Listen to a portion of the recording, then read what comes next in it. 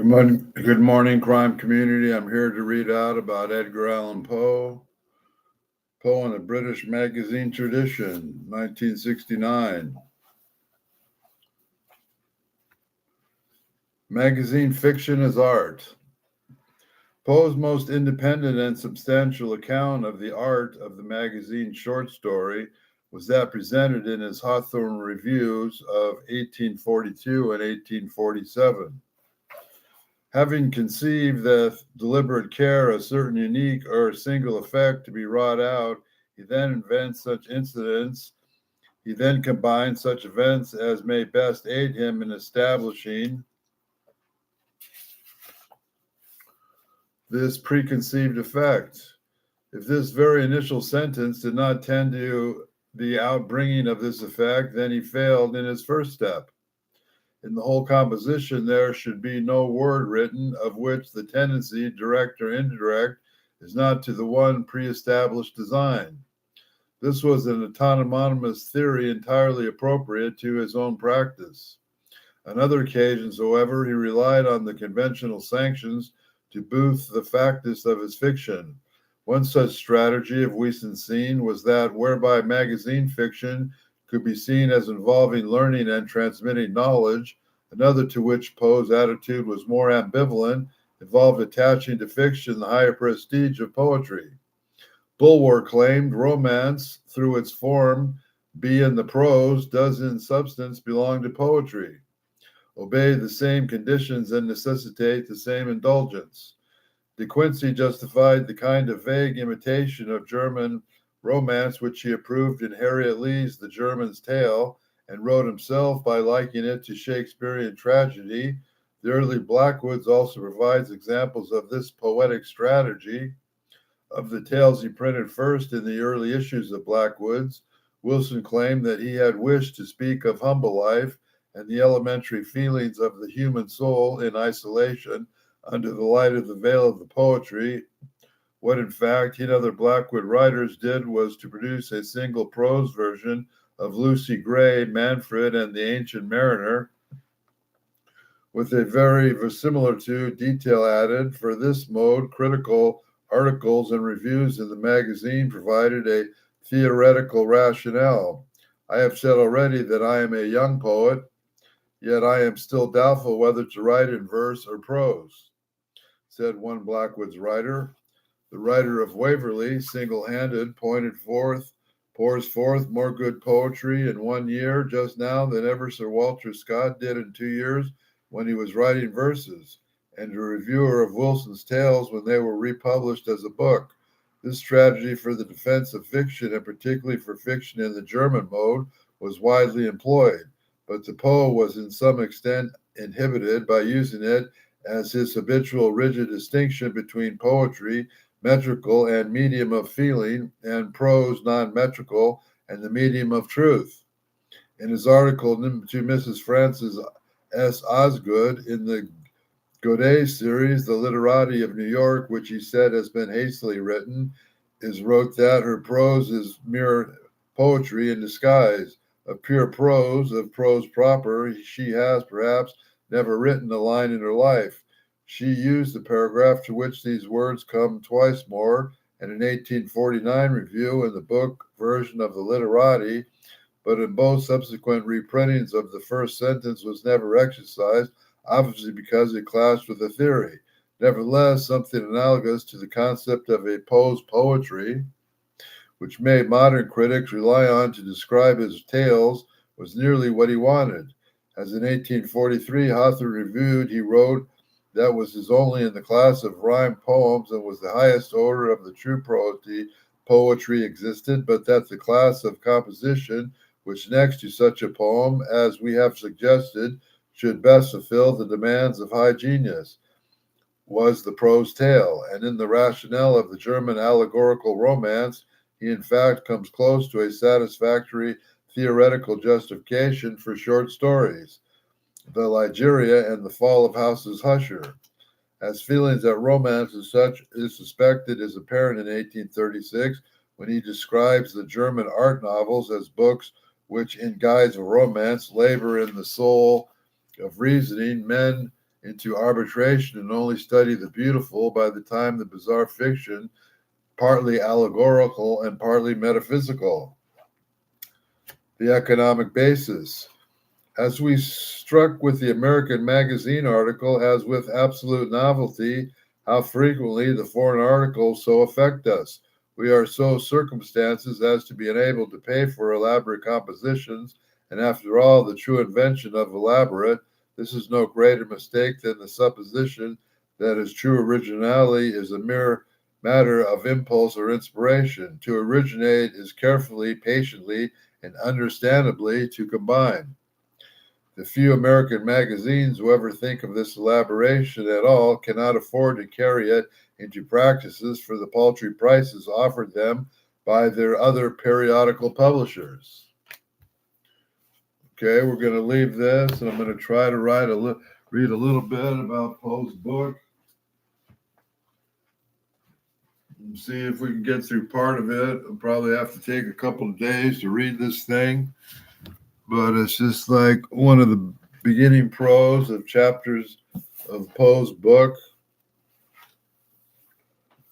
and it's about 10 pages or so. Maybe I can read a few pages. Just see how it goes. Ms. found in a bottle. Of my country and of my family I have little to say. Ill usage and length of years has driven me from the one and estranged me from the other. Hereditary wealth afforded me an education of no common order, and a contemplative turn of mind enabled me to methodize the stories which early study diligently garnered up. Above all things, the works of the German moralists gave me great delight, not many of my ill-advised admiration of the eloquent madness, but from the ease of which my habits of rigid thoughts enabled me to detect their falsities. I have often been reciprocated with the aridity of my genius. The deficiency of imagination has been imputed to me as a crime, and the Pythagoreanism of my opinions has at all times rendered me notorious. Indeed, the strong relish of physical physiology has, I fear, tinctured my mind with a very common error of this age. I mean the habit of referring occurrences, even the last susceptible of such references, to the principle of that science. Upon the whole, no person could be less liable than myself to be led away from the severe pressings of truth by the ignis fauce of superstition. I have thought proper to premise this much, lest the incredible tale I have to tell should be considered rather of raving of a crude imagination than a positive experience of a mind to which the reveries of fancy have been a dead letter and nullity. After many years spent in foreign travels, I sailed in the year of 1800 from the port of Batavia in the rich and populous island of Java on the voyage to the Archipelago Islands. I went as passenger, having no other inducement than the kind of nervous restlessness which haunted me as a friend. Our vessel was a beautiful ship of about 400 tons, copper fastened and built at Bombay at Malabar teak. She was frightened with cottonwood and oil from the Lindactive Islands. She was also on board coir, cadgery, ghee, coconuts, and a few cases of opium. The stowage was clumsily done, and the vessel consequently crank. We got under way with a mere breath of the wind, and for many days stood along the eastern coast of Java without any incident to beguile the monotony of our course. Then the occasional meetings with some of the small grabs of the archipelago for which we were bound. One evening, leaned over the taffrail, I observed a very singular isolated cloud in the northwest. It was remarkable, as well as from its colors, as from it being the first we had seen since our departure from Batavia. I watched it attentively until sunset, when it spread out all at once to the eastward and westward, girding the horizon with the narrow strip of vapor and looking like a long line of low beach. The notice was afterward attracted to the dusty red appearances of the moon and the particular character of the sea.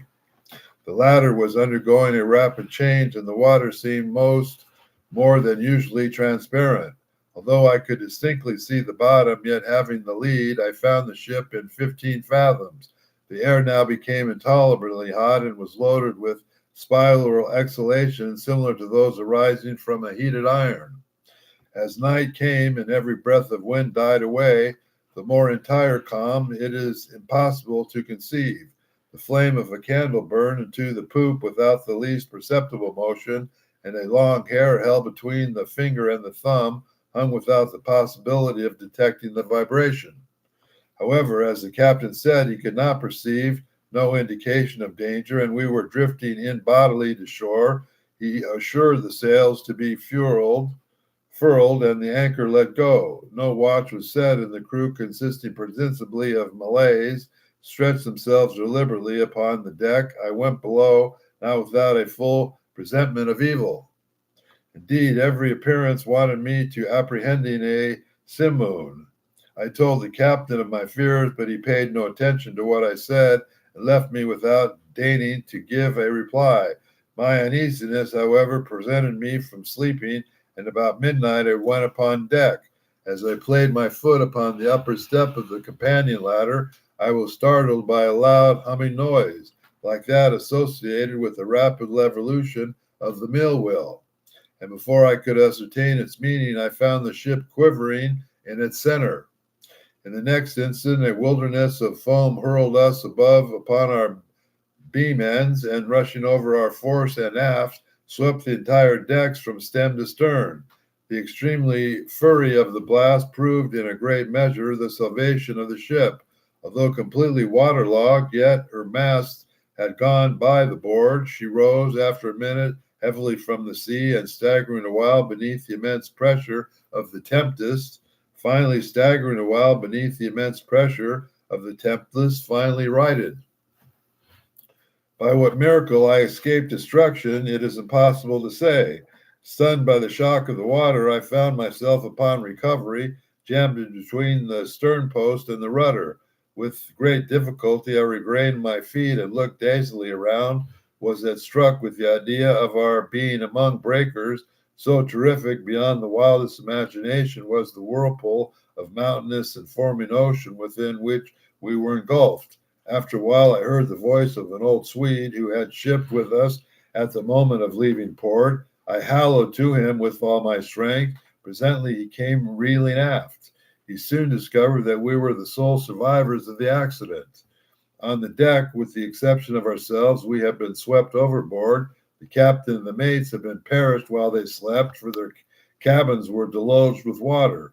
Without assistance, they could be expected to do little for the security of the ship, and our extensions were at first paralyzed by the momentary expectation of going down. Our cable had, of course, parted like pack thread at the first beneath of the hurricane, and we should have some instantaneously overwhelmed.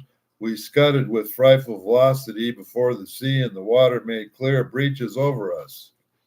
The framework of our stern was shattered excessively, and in almost every respect we had received considerable injury. But to our extreme joy, we found the pumps unchoked, and that we had made no great shifting in our ballast. The main fury of the blast had been blown over, and we apprehended little danger from the violence of the wind, but we looked forward to its total cessation with dismay, well believing that in our shattered conditions we should inevitably perish in the tremendous swell which would ensure. But the very apprehension seemed by no means likely to be soon verified. For 5 entire days and nights, during which our only substance was a small quantity of jaggery procured with great difficulty from the forecastle, the hulk flew at the rate of defying computation before rapidly succeeding flaws of wind, which, without equaling the first violence of the simoon, were still more terrific than any tempest I had before encountered. Of course, for the 4 days was, for trifling variations, southeast and by south, and we must have run down the coast to New Holland. On the 5th day, the cold became extreme, although the wind had hauled round a point more to the northward. The sun rose with a sickly yellow luster and clambered a very few degrees above the horizon, emitting no decisive light. There were no clouds apparent, yet the wind was so upon the increase and blew with a fistful of unsteady fury. About noon, as nearly as we could guess, the attention was again arrested by the appearance of the sun. It gave out no light properly so called, but a dull and sullen glow without reflection, as if all its rays were polarized. Just before sinking within the turgid sea, its central fire suddenly sent out as if hurriedly extinguished by some unaccountable power. It was a dim silver-like rim alone as it rushed down the unfathomable ocean. It waited in vain for the arrival of the sixth day. That day to me was not yet arrived, to the Swede never did arrive. Thenceforth we were enshrouded by pitchy darkness, so that we could not have seen an object at 20 paces from the ship. Eternal night continued to envelop us, all unrelied by the phosphoric sea brilliancy in which we had been accustomed in the tropics. We observed, too, that all the tempests continued to rage with unabated violence. There was no longer to be discovered the usual appearance of surf or form which had hitherto attended us. All around were horror and thick gloom and a black swirling desert of ebony. Superstitious terror crept by degrees into the spirit of the old Swede, and my own soul was wrapped in silent wonder. We neglected all care of the ship, at worst and useless, the securing ourselves as well as possible to the stump of the mizzen mast, looked out bitterly into the world of ocean. We had no means of calculating time, nor could we form any guess of our situation. We were, however, well aware of having made further to the southward than any previous navigators, and felt great amazement as not meeting with the usual impediments of ice. In the meantime, every moment threatened to be our last. Every mountainous billow hurried to overwhelm us. The swell surpassed anything I have imagined possible, and that we were not instantly buried is a miracle. My companion spoke of the lightness of our cargo and reminded me of the excellent qualities of our ship, but I could not help feeling the utter hopelessness of hope itself, and prepared myself gloomily for that death which I thought nothing could defer beyond an hour, as with every knot of way the ship made, the swelling of the black, stupendous sea became a dismally appalling. At times we grasped for breath in an elevation beyond the albatross. At times became dizzy with the velocity of our descent into some watery hell where the air grew stagnant and no sound disturbed the slumbers of our kraken. We were at the bottom of one of these abysses when a quick scream came from my companion, broke fearfully upon the night. See, see, cried he, shrieking in my ears. Almighty God, see, see. As he spoke, I became aware of a dull, sullen glare of red light which streamed down the sides of the vast chasm where we lay, and threw a fitful brilliancy upon our deck. Casting my eyes upward, I beheld a spectacle which froze from the current of my blood. As a terrified height directly above us and upon the very verge of the precipitous descent hovered a gigantic ship of perhaps 4,000 tons. Although upreared upon the summit of a wave more than 100 times her own altitude, her apparent size still exceeded that of any ship of the line of East Indiamen in existence. Her huge hull was a deep, dingy black, unveiled by any of the customary carvings of a ship. A single low of brass companion protruded from her open ports and dashed from the polished surfaces the fires of innumerable battle lanterns which swung to and fro about the riggings. But what mainly inspired us with horror and astonishment was that she bore up a press of sail in the very teeth of that supernatural sea and of that ungovernable hurricane. When we first discovered her, her bows were alone to be seen. As she rose slowly from the din and horrible gulf behind her, at the moment of intense terror, she paused upon the giddy pinnacle if in contemplation of her own sublimity, then trembled and tottered and came down. At this moment, I know not what sudden self-possession came over my spirit. Staggering as far off as I could, I waited fearlessly the ruin that was to overwhelm. Our own vessel was at length ceasing from her struggles and sinking with her head to the sea. The shock of the descending mass struck her, consequently, in the portion of her frame, which was nearly under water, and the inevitable result was to hurl me with irresistible violence upon the rigging of the stranger.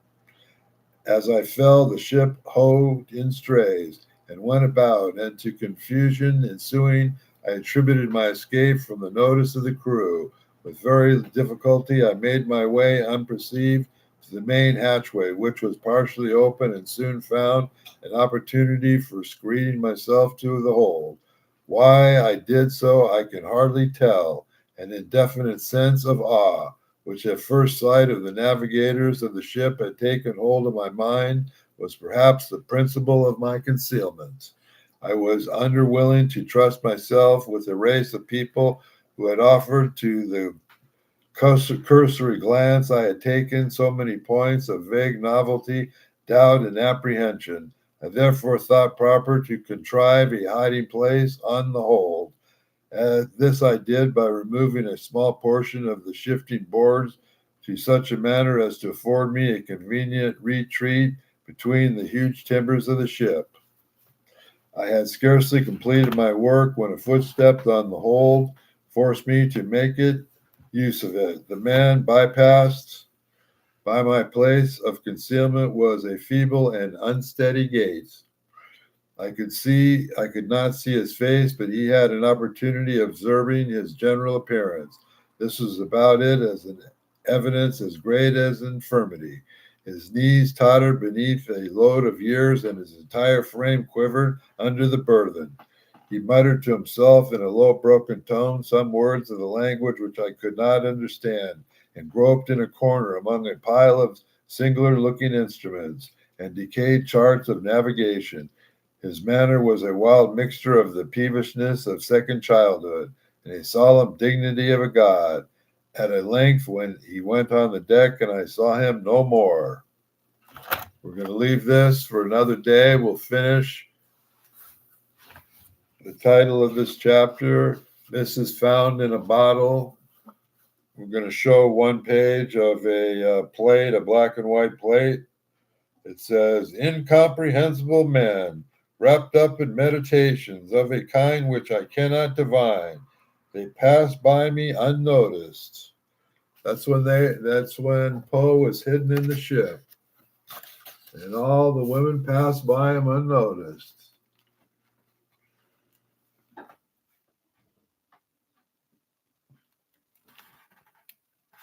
Sort of in there.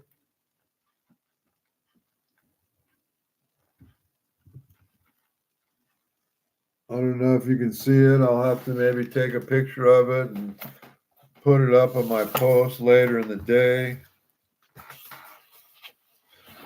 But we have 1, 2. I already posted the color print from this chapter. 3, 5 more pages. So we'll leave them for tomorrow. For Ms. Found in the Bottle. It's a short story by Edgar Allen Poe. If you like what I'm speaking here or sharing, please like and subscribe, and we will continue on with Poe. And eventually we're going into Mary Shelley. So have a good day.